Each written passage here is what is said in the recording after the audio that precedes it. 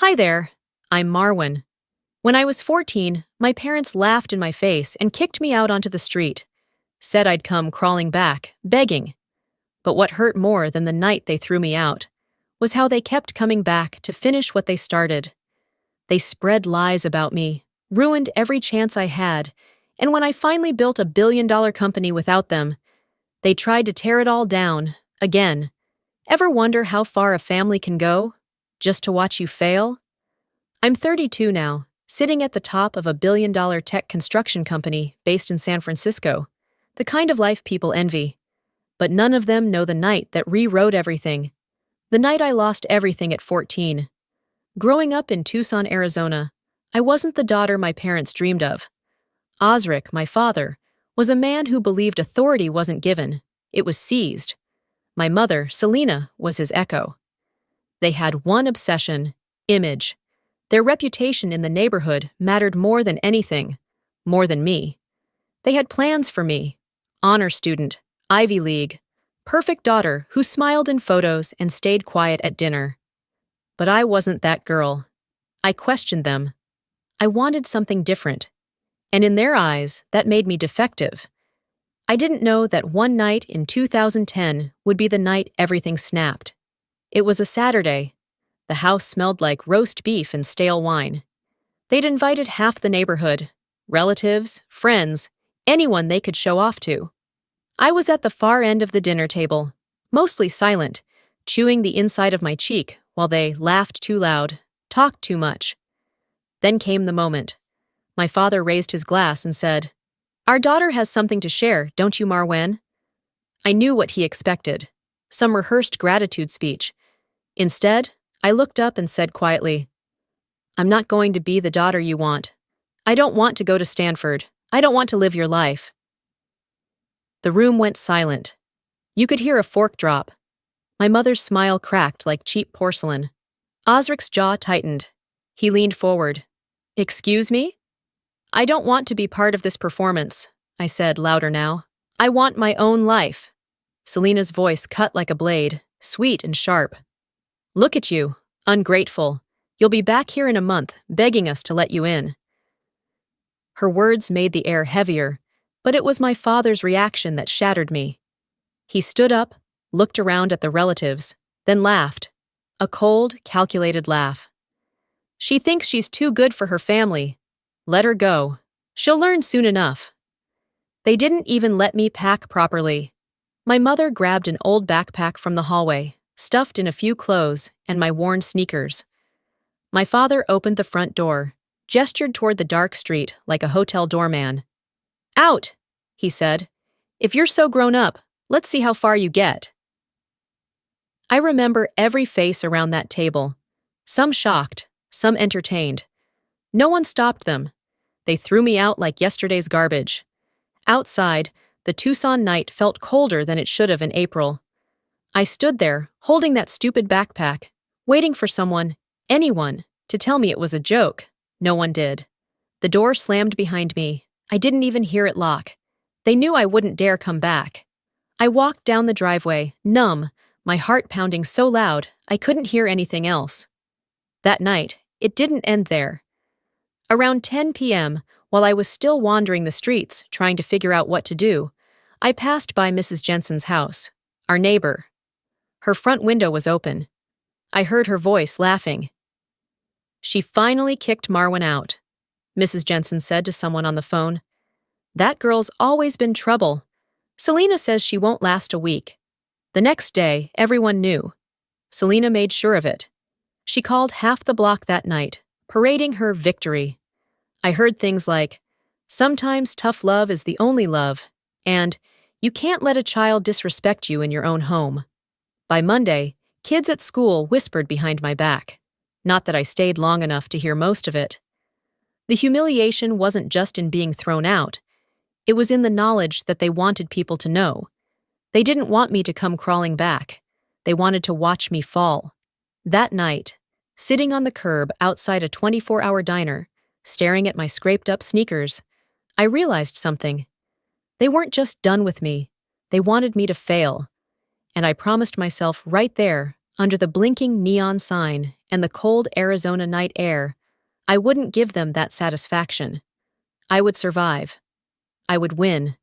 I didn't sleep much that night. After hours of wandering the streets, unsure where I was headed, I finally texted the only person I trusted, Dahlia. She was a year older, lived across town, and had a couch she once joked was always open if I ever ran away. When she opened her door at midnight, I could see the panic in her eyes. She didn't ask questions right away.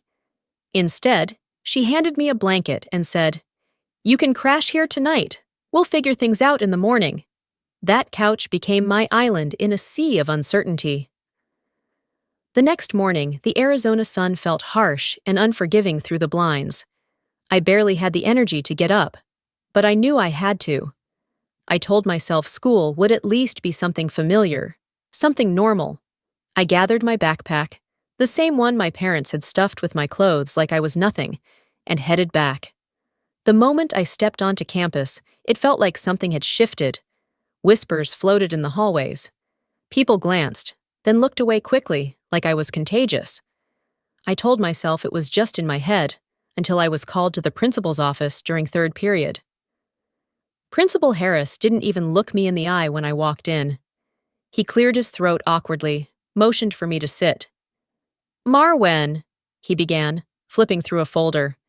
"Your mother contacted us this morning."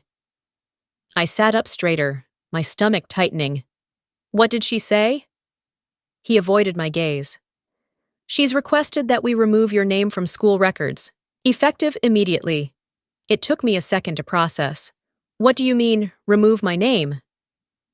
"She said you no longer live at home. You've been disowned. She provided paperwork.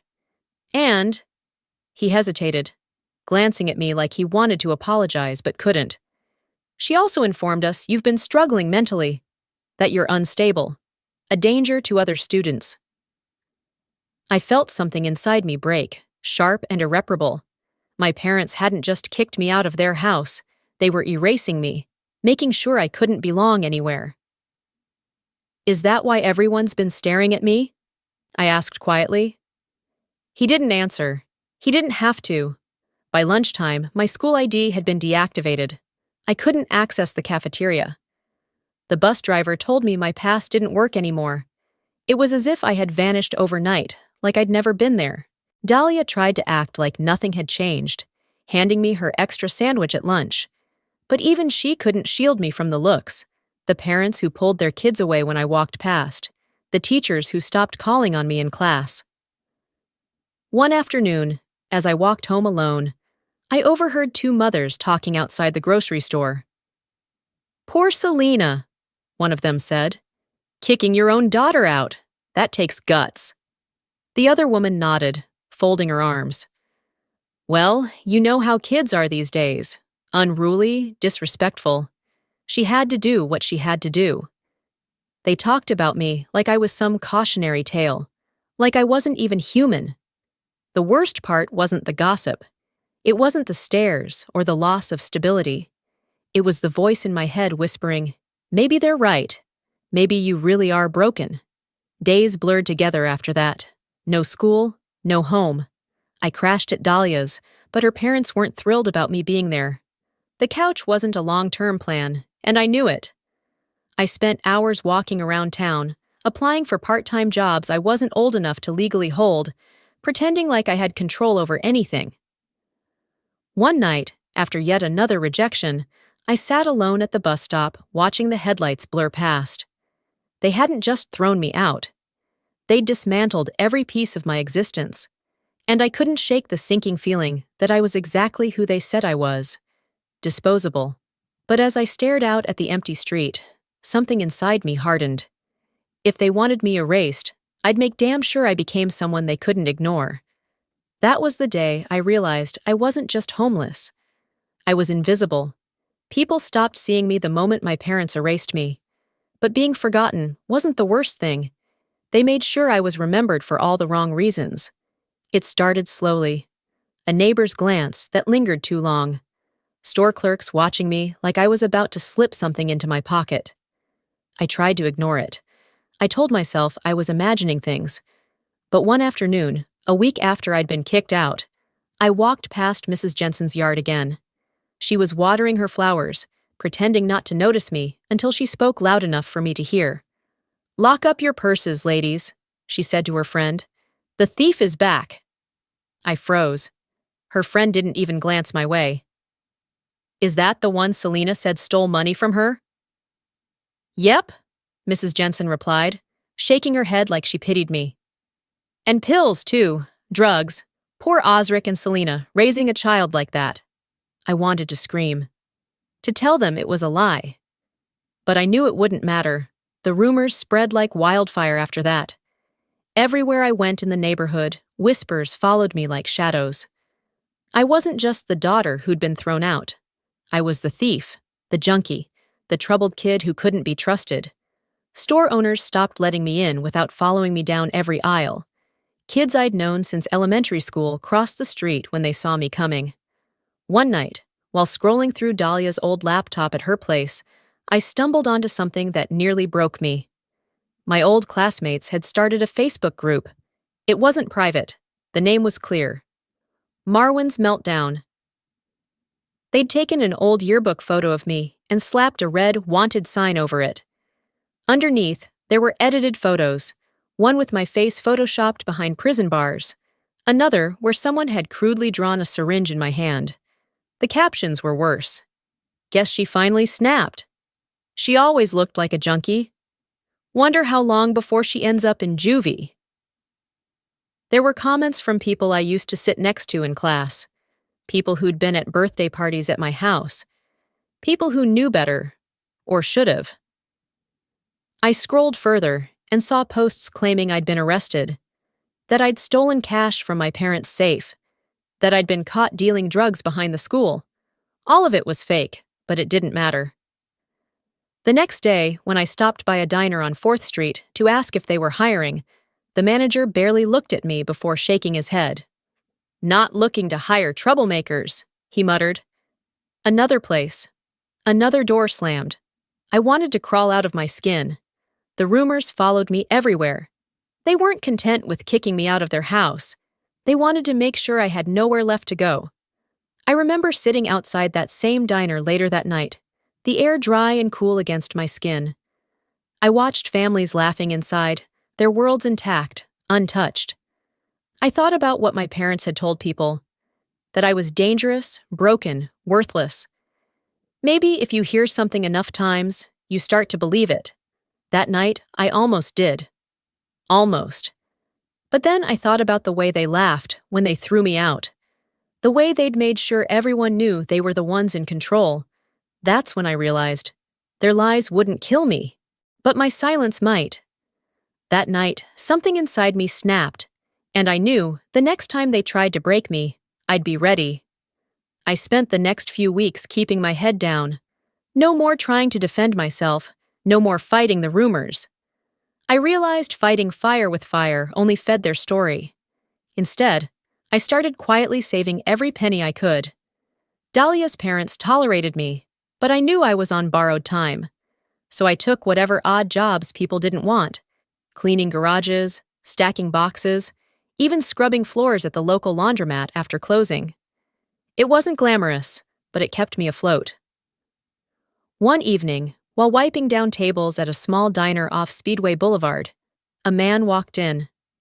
Tall, middle-aged, wearing a leather jacket that smelled faintly of gasoline. His name was Merrick. I recognized him immediately. He used to stop by our house when I was little, sharing beers with my dad on Sunday afternoons, laughing too loud at things that weren't funny. He spotted me before I could duck away. "Well, if it isn't Marwan," he said, his voice all syrup and smiles. "Haven't seen you in a while. Heard your folks had troubles with you."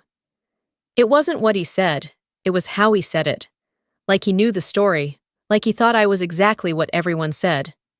I gave him a polite nod, finished cleaning, tried to ignore him, but he came back the next night, and the one after that. Each time, he'd drop a few extra dollars in the tip jar, strike up small talk. He never asked about the rumors, never mentioned my parents after that first night. Just offered little pieces of kindness, a ride home when it was late, a sandwich when I hadn't eaten all day. After a while, I let my guard down. He wasn't like the others. He didn't look at me like I was broken. One night, he showed up outside the diner with a manila envelope and a smile. "You don't belong here, kid," he said. "I know people. I can help you get on your feet. Rent a room, get steady work. But you're gonna need some money." I told him I was saving, but it wasn't much. Merrick shrugged, lighting a cigarette. "You trust me, right? Let me handle it. Give me what you've got, and I'll set it up.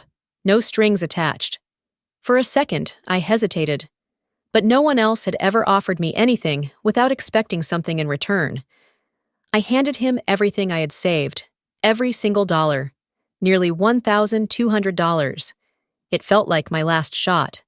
The next day, he disappeared. No phone call, no word, just gone. I tried calling the number he gave me. Disconnected. I asked around the neighborhood. No one had seen him.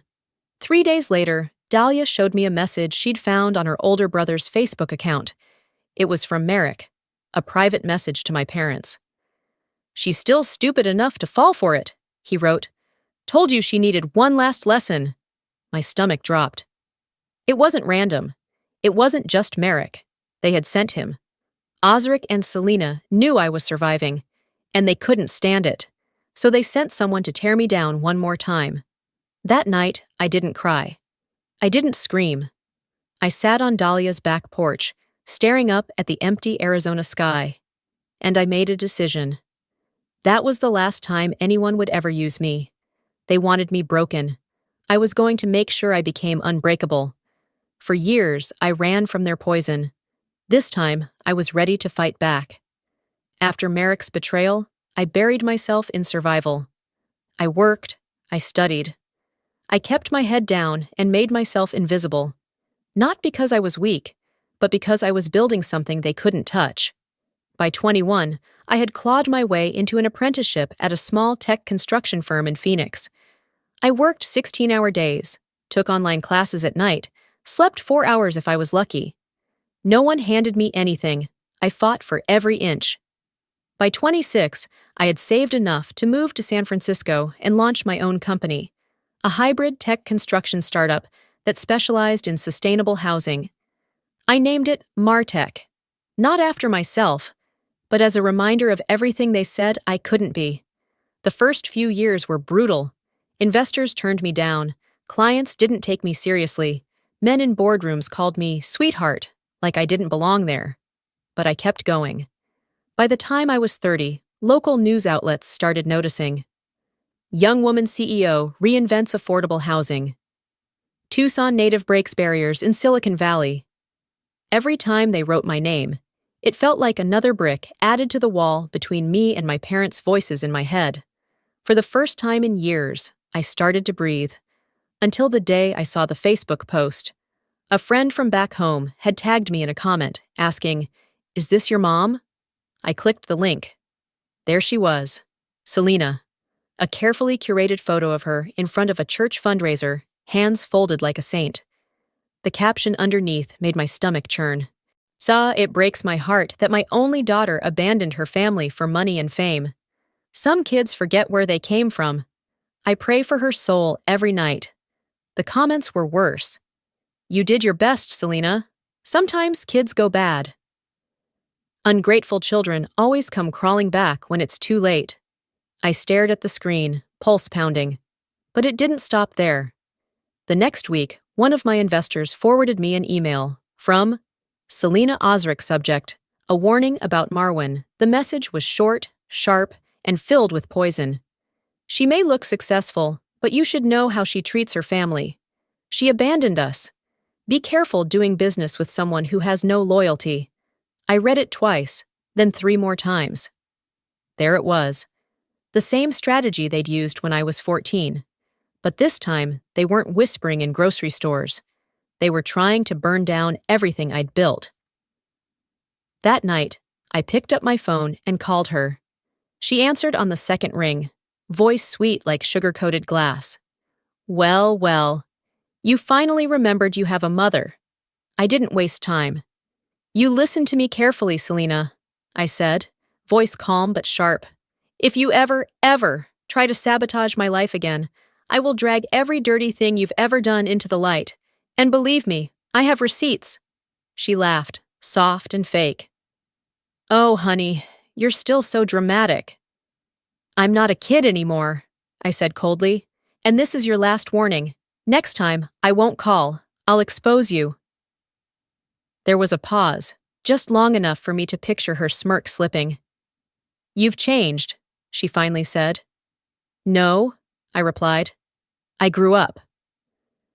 I hung up without waiting for her to respond. I knew this wasn't over, but this time I wasn't running. Days after that call, I thought the storm had passed. Weeks went by without another message, no more slander floating around Silicon Valley's boardrooms, no backhanded emails from investors forwarding my mother's smear campaign. Then, one afternoon, an envelope arrived at my office. No sender's name. Just a neat, old-fashioned handwriting. For Marwan. Inside, a formal invitation. Family dinner, Tucson, Arizona. Location, Osric and Selena's residence. Purpose, reconciliation and healing. Date, Saturday, 7 p.m.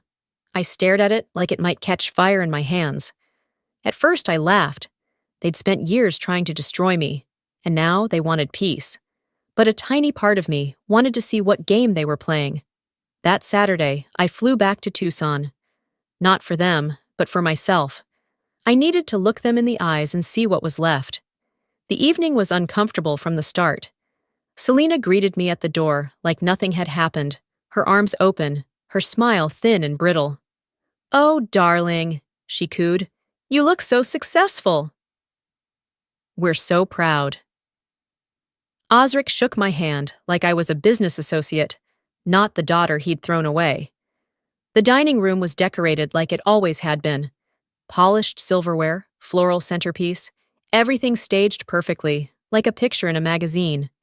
But underneath the candlelight and hollow smiles, I could feel it. The tension so thick you could slice it with a butter knife. We ate in near silence. They asked about my business, my apartment, the people I worked with. No mention of the lies, no apology. Halfway through dessert, Selena cleared her throat delicately.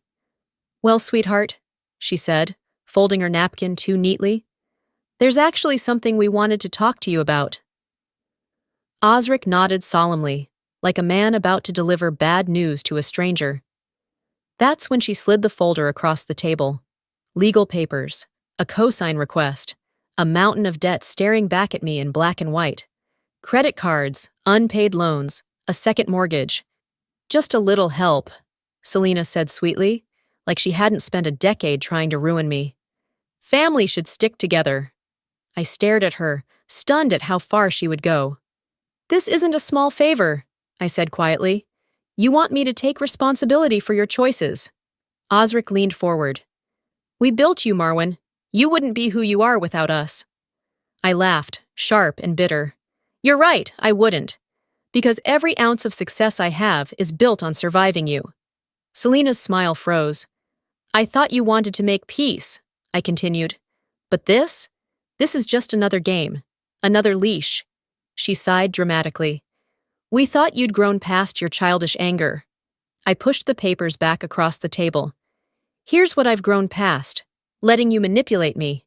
I stood up, my chair scraping loudly against the polished floor. This is your last chance, I said evenly. If you try to drag me down again, I won't just walk away. Selena opened her mouth to speak, but I didn't wait. I walked out of that house, the same one they'd thrown me out of all those years ago. And this time, I left on my terms. That night, sitting in my rental car in front of their picture-perfect lawn, I realized something chilling. They'd never stop. Not until I stopped them myself. That night, I realized they'd never stop until I stopped them myself. The next morning, I boarded a flight back to San Francisco, leaving Tucson and that suffocating dinner table behind. I thought maybe the silence would last a little longer, that the message I left on their polished dining room floor would be enough. I was wrong. It started small.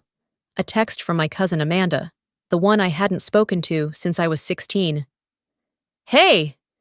Aunt Selena said you're turning your back on family. Is that true?" Then another. "You know they're struggling, right? They gave you everything." By noon, my inbox was filled with messages from relatives I hadn't heard from in years. "Your parents sacrificed so much. You're too proud, Marwan. Don't forget where you came from. It's just money. Family is everything." They framed it like concern, but I knew better. It was a coordinated attack. Osric and Selena had mobilized the entire family, weaponized their guilt, their nostalgia, their loyalty. By the end of the week, even distant relatives I barely remembered were calling, leaving voicemails dripping with pressure. "Marwan," Uncle Robert's voice drawled, "you can't let pride tear this family apart." And then came the worst one. A message from my grandmother. "Baby girl, they're your parents. You only get one family." Each word cut deeper than the last.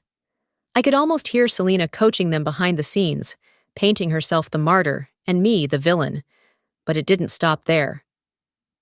One Monday morning, I walked into my office and saw Marla, my assistant, hovering nervously outside my door. "There's something you need to see," she said. She handed me her tablet. A headline screamed back at me from the local Tucson news website. "Tech CEO abandons bankrupt parents. Family claims she forgot her roots." Underneath, a photo of me, pulled from my company website, next to a years-old picture of Selena and Osric standing outside their house, looking frail and pitiful. The article quoted a family source, my Aunt Rowena. She told them I had left my poor parents to drown in debt while I basked in Silicon Valley riches. I sat back in my chair, pulse pounding in my ears. They hadn't just brought the family into this. They'd dragged the world into it too. By noon, reporters were calling my office. By 3 p.m., clients were asking questions. And by 5 p.m., I knew exactly what I had to do. That evening, I stood behind a podium in front of a wall of cameras. I'd spent the afternoon drafting a statement with my legal team, but when the lights hit my face, I pushed the paper aside. I spoke from my chest. "My name is Marwan Osric," I began. "I was disowned by my family at 14. I built everything I have today without their help, and despite their efforts to tear me down." I paused, letting the weight of it settle.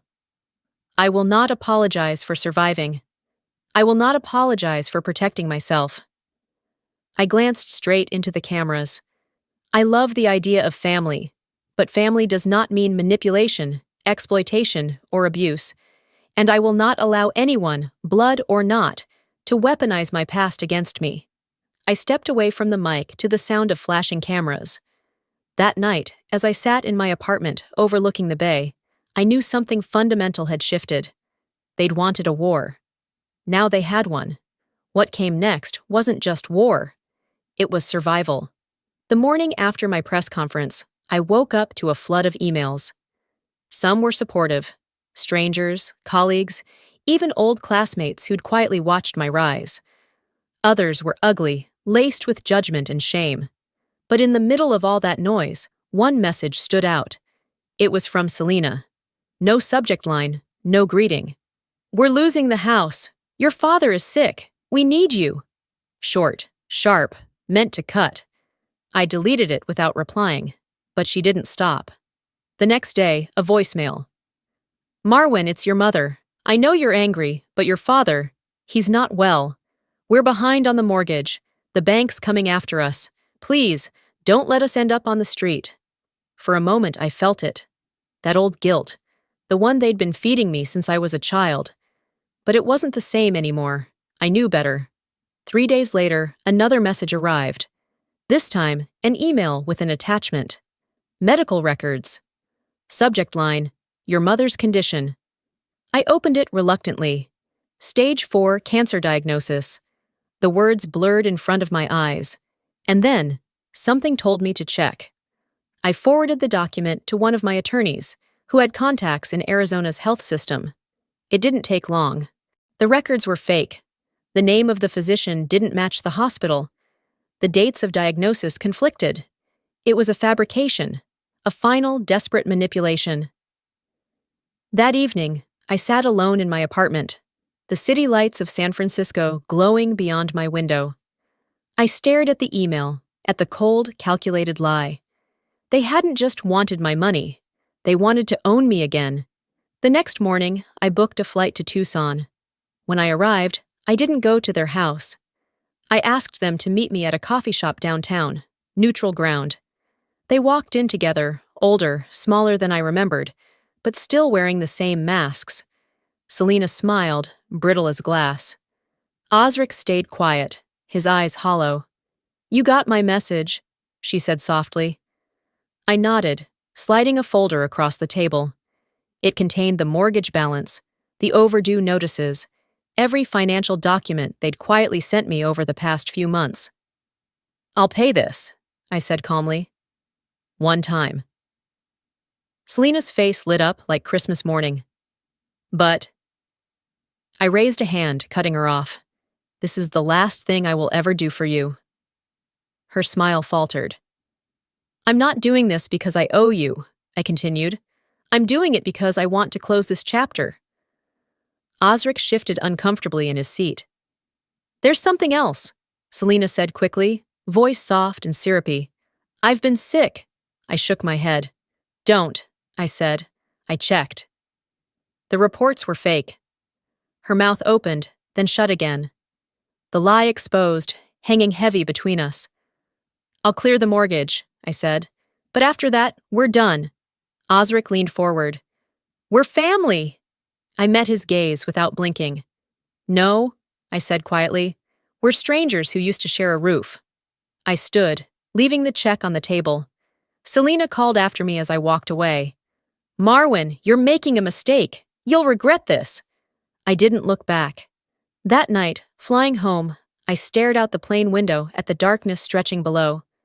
For the first time in my life, I felt something close to peace. They couldn't hurt me anymore. I thought it was over. I was wrong. A week after I wired the final payment to clear their debts, the internet reminded me just how far they'd go. It started with a message from a former colleague. "Hey Marwan, saw your parents' post. Nice to see you finally reconciled." I blinked at the screen. I hadn't. Curious, and with a sick feeling in my gut, I clicked the link. There it was. A post from Selena's Facebook account, accompanied by photos of me as a child.